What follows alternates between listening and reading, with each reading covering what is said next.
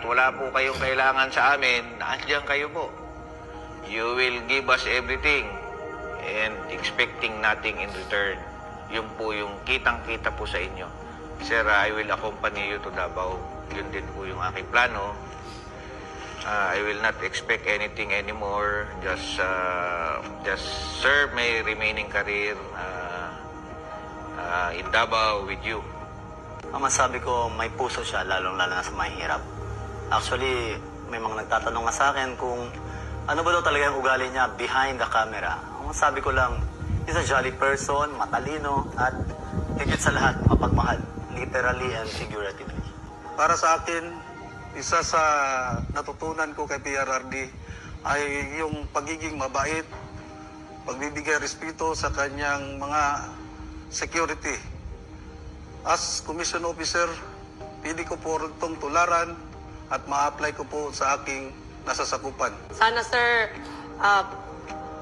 hindi mo kami makalimutan kahit na hindi na kami mag-work for you. Malapit na kasi and sana sir, parati kang healthy kasi pag happy ka, iba kasi yung dating ng smile mo sir, pag happy ka na, giging happy din kami patati. Sir, bata mo ako forever. Ako magkapasalamat kay nagatag ka sa amo.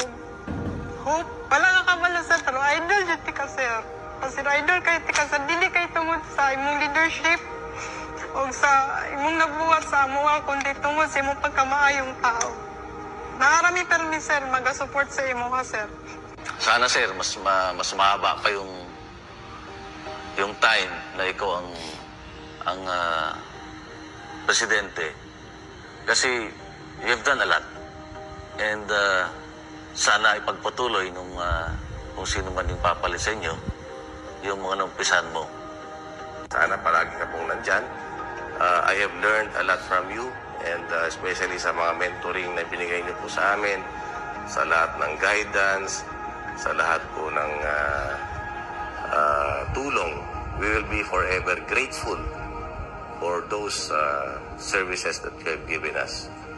You're one of the best tatay sa totoo lang. Sa mga matagal nating pinagsamahan, sir, more than 5 years tayong magkasama. Nakita ko yung saya mo, yung hirap mo, yung mga tagumpay mo, syempre. Sana ma-enjoy mo pa yung life mo, na wala nang stress, wala nang lahat na ng gusto mong gawin, magagawa mo. Sharing him the 6 years of his presidency, since the very beginning, the campaign period, and then until the end of his term. During the remaining years of our lives, no, na makikita ko pa rin ang mahal na Pangulo natin na nagsiservisyo sa bayan at nagbibigay ng guidance sa mga sumusunod sa kanya.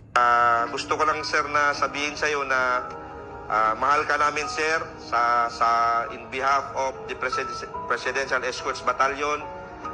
Mahal na mahal ka namin at napakasaya namin na ikaw ang naging boss namin, ikaw ang naging presidente, and gusto ko lang sabihin sa inyo na from the bottom of my heart, mabuhay po kayo. Maraming pong salamat, sir.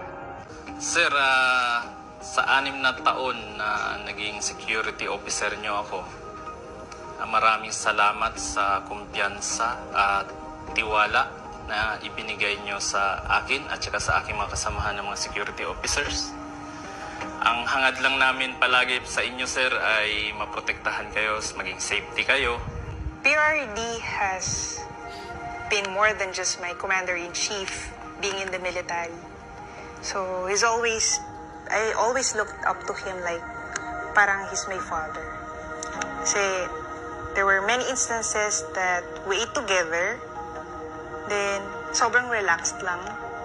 He would make jokes, he would tell silly jokes, even personal stories na dapat din niya kinukwento sa amin, kumbaga. Pero he's very open. Ang masabi ko, may puso siya, lalong-lalo na sa mahirap.